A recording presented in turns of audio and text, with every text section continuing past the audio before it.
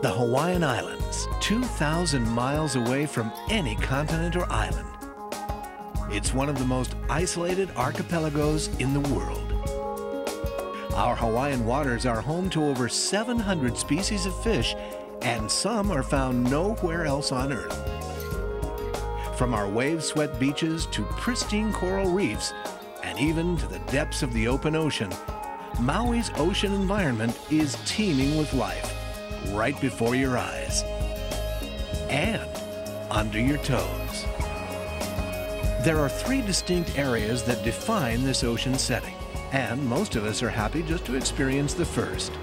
It's called the surge zone, the area where the water surges in and out of the rocks and up onto the beach.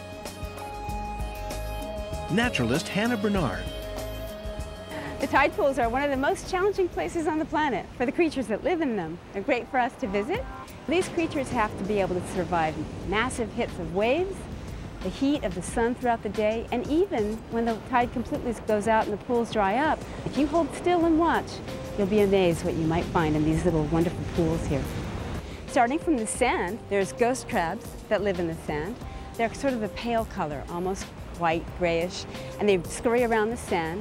They dig into the sand and you'll see them disappear into a hole. The snails that are black, the Hawaiians call pipipi. And then another type of snail, the opihi, is the one that's clamped down, holds on by suction onto the rocks. Right where the tide hits the rocks, in a little bit deeper pool area, you'll see urchins, sea cucumbers, and some of the other fish that live in the tidal zone. Other surgeon fishes, butterfly fish. These little gobies can be found in our tide pools. They dart fast, and they sometimes hop from pool to pool. You might see some juvenile surgeon fishes, butterfly fishes as well, but these little pools are like a little nursery for them. The second distinct area is the coral reef.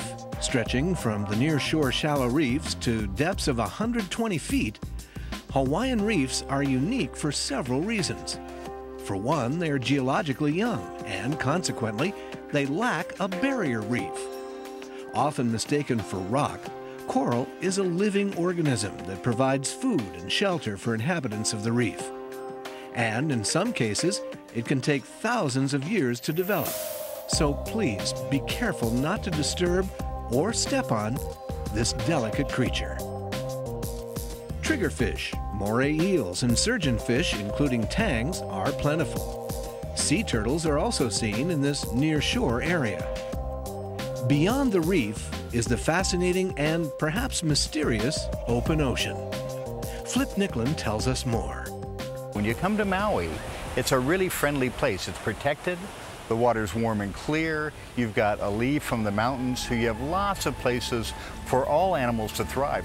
You just have a feeling you're in mid-ocean, even though you're relatively close to shore, with a fringe of beautiful little reefs where people can snorkel and see all kinds of cool things.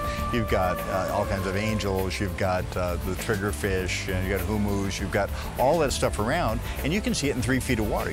Once you're beyond the reef, and we're often a mile or two offshore, you can see spinner dolphins, you can see spotted dolphins, sometimes terciops or bottlenose, you see false killer whales. We see, occasional sharks, little hammerheads and things like that. And I think that's what makes Maui so special. Not just it has a lot of life, but it has a lot of life that's accessible to people easily.